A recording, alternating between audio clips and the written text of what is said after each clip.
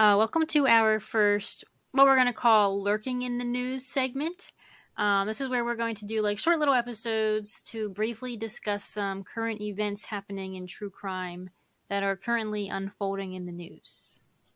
A little segment to kind of keep you in the know. Yeah, and kind of do something a little different. That way we can kind of trickle these in every so often. So that way some weeks there'll be more than one episode each week. Yeah. So the first case I'm going to discuss is Tyler Goodrich.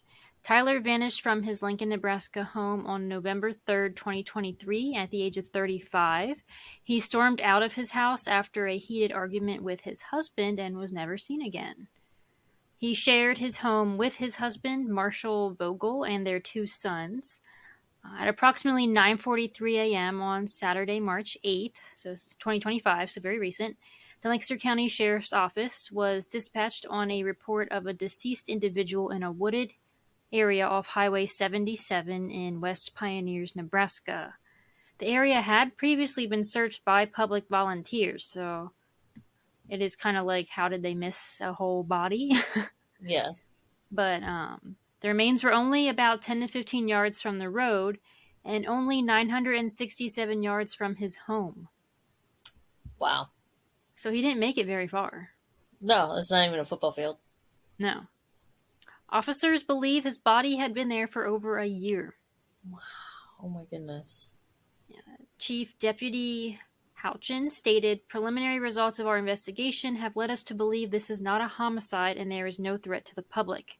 They do think the death is suspicious, so hopefully we will get some more answers after his autopsy." But I don't know, that's Yeah. a little weird, you know?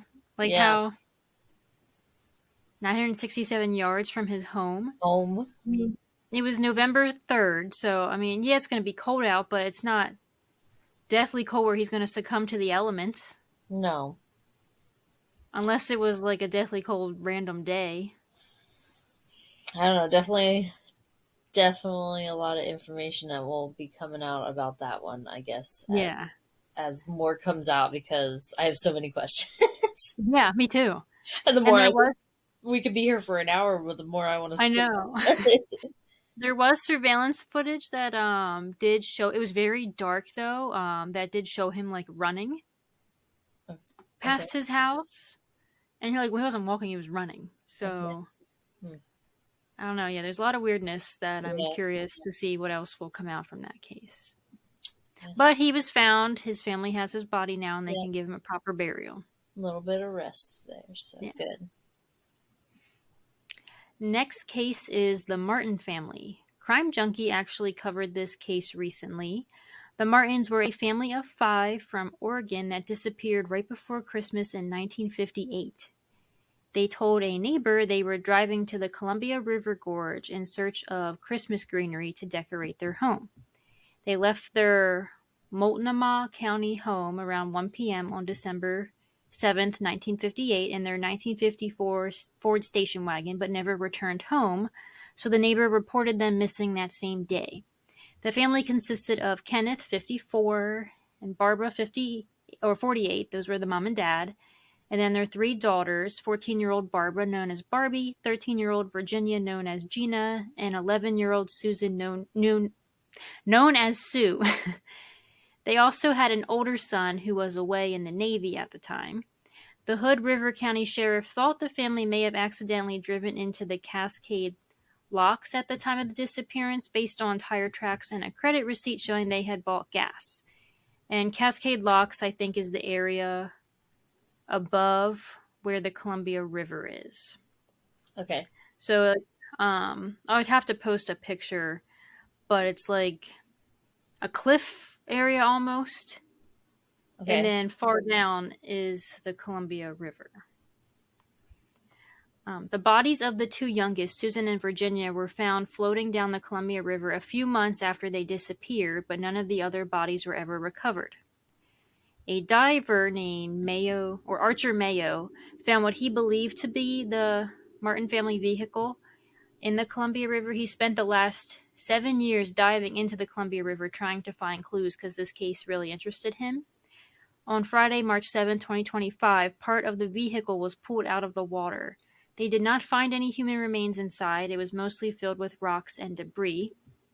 Mm. Mayo was also able to get a video of the partial license plate. After a match, officials said they are 99% sure this is the Martins' car. So that is super exciting. But I believe they are still doing some testing on the other half of the car.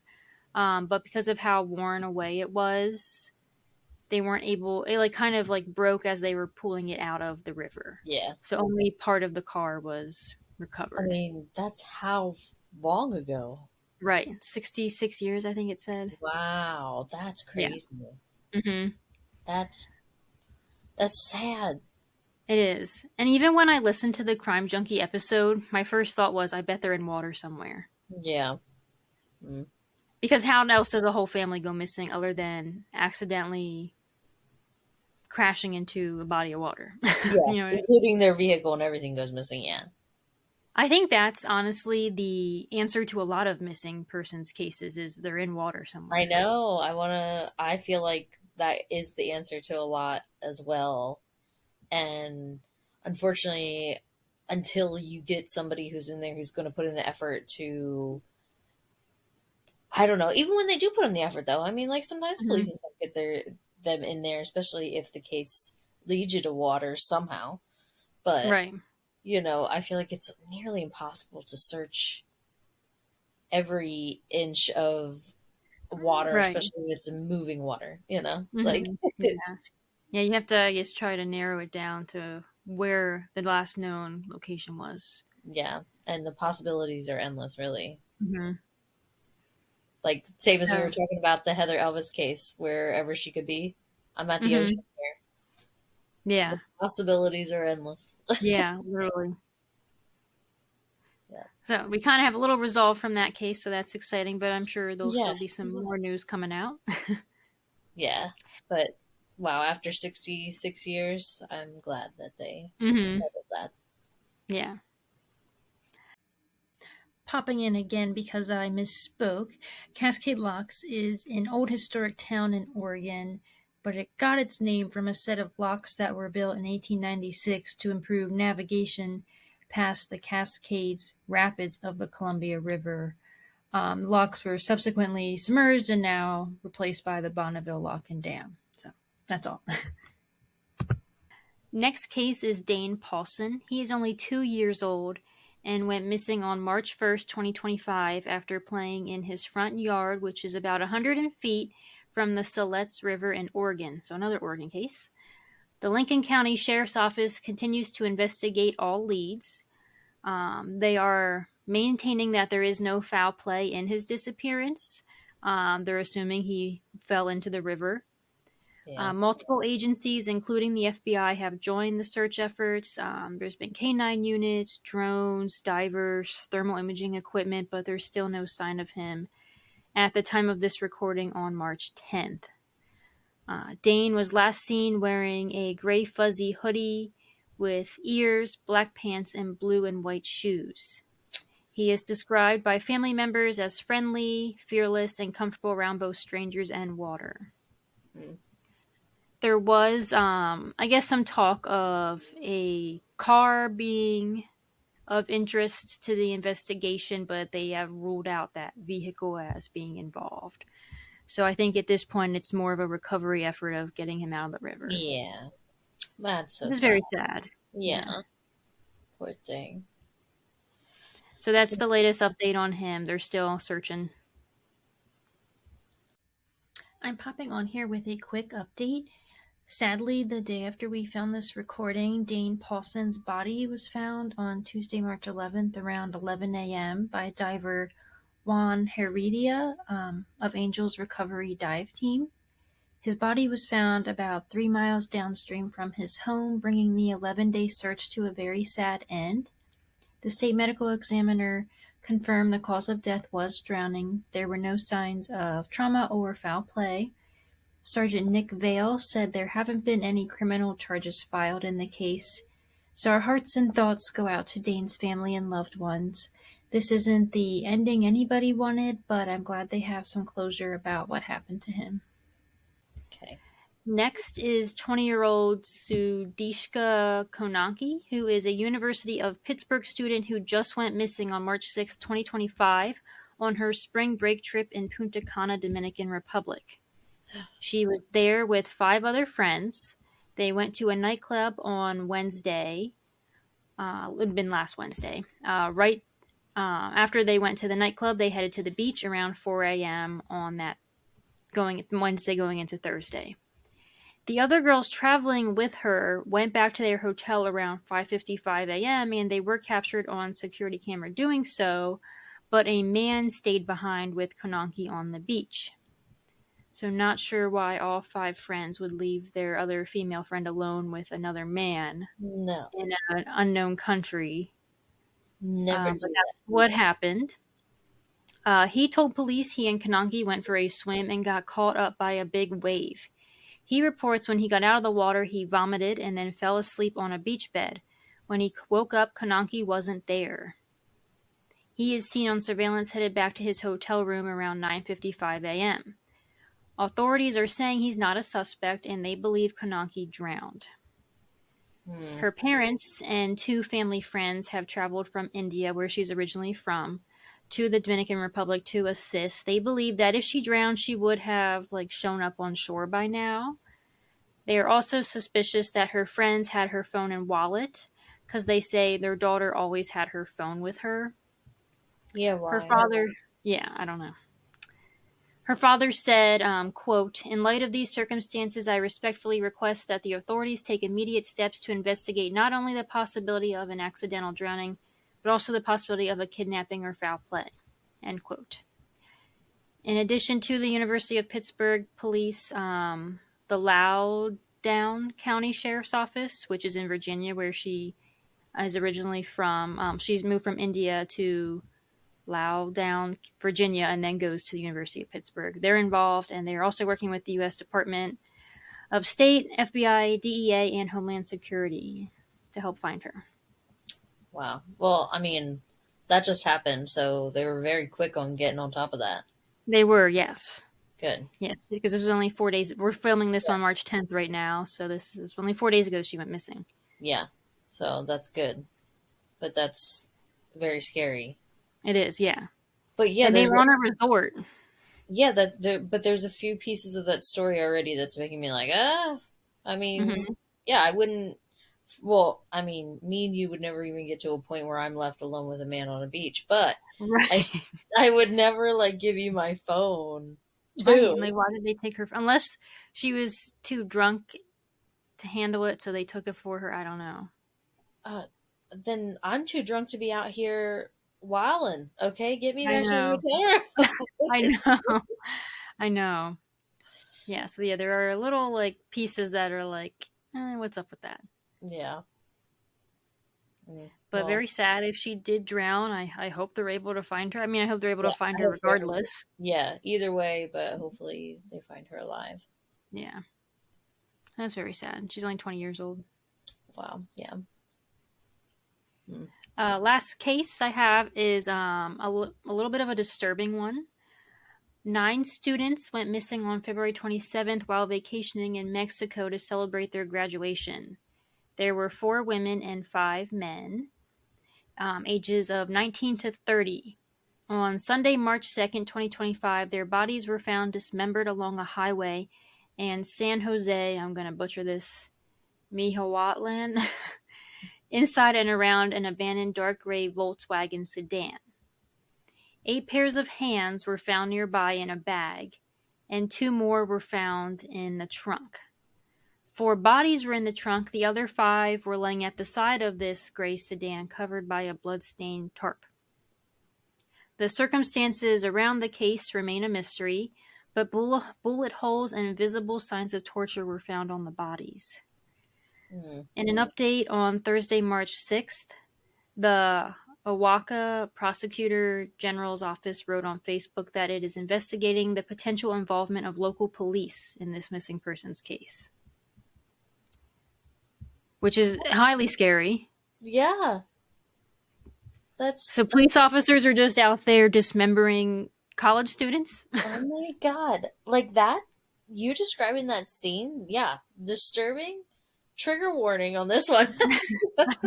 We didn't even go into a full case, but holy I know. moly, that's rough. Oh, Yeah, wow. they were Um, all dismembered. I yeah, don't know to what extent, but all their hands were missing.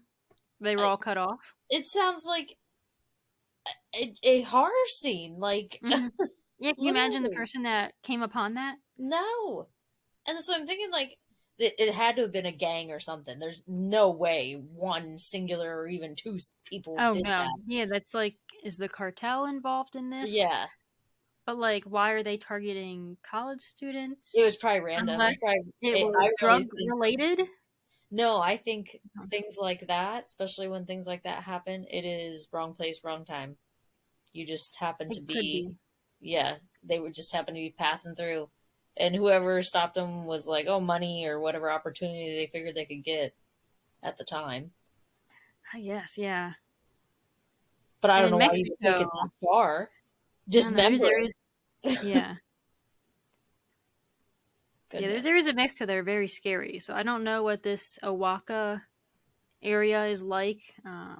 They Yeah, were headed to the beach, is where they were going on vacation. yeah. So I think this happened near the coast, where they That's were found. so But very, very scary yeah, because it's you're very. I traveling with read that and I was a like, group. what? Yeah, you're Yeah, traveling with a group like of nine. there's 9 of them and they couldn't defend themselves. Yeah, like they were all just taken out. Like that is the scare. That's very, very scary. Hmm.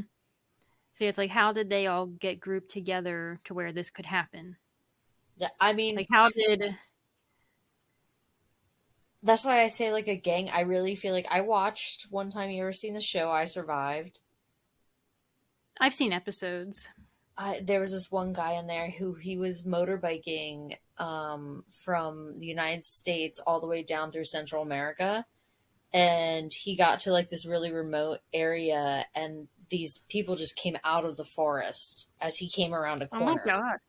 and they took him, and they took him for weeks. Like it goes through his whole survival Hmm. of him being in the woods and stuff, and they took him for weeks because they wanted ransom and everything. But that's what I pictured in my head was that episode when you're saying like where they are and like how many people and stuff, and I just pictured in my head like Hmm. they were just traveling and just got to a point where a roadblock or whatever, you know, Yeah. like when people or gangs like that do things like that, it's strategic. They're not just randomly setting up somewhere. Like it's probably Right. somewhere Yeah. where they couldn't like turn their van around in time, or people behind you, Hmm. people in front of you, whatever. It was Right. strategic, I'm sure. Oh, that's so scary. That is Me and that's like Brandon. my tummy, like Yeah.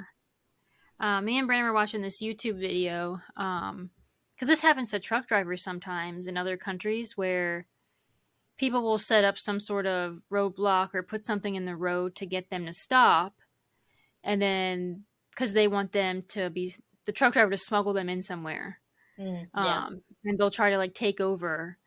And we were watching a video of this truck driver, these people that were all coming out at him, but he like just kept driving anyway. Like he didn't care if he hit him. yeah, This one guy like was standing at the side of the road and then just pushed his bike in front of the truck, but luckily the truck just ran it over and didn't stop. yeah. Good. But That's you what I can't mean. trust anybody. No, it's scary. Never stop for anyone at the side of the road. I don't care what's happening. Yeah, I've had somebody stop for me on the side of the road. Well, they got lucky you weren't a murderer, but Right? Like I'm they not should be. stopping for no one. It was a guy. I was like, no, thank you. It's I'm good. I don't need a ride. Uh, So that's our little news update. We'll try to. I don't know if we'll do this weekly, every other week, or just monthly. There were some other cases I have in my list to cover of just some updates of things that are currently happening.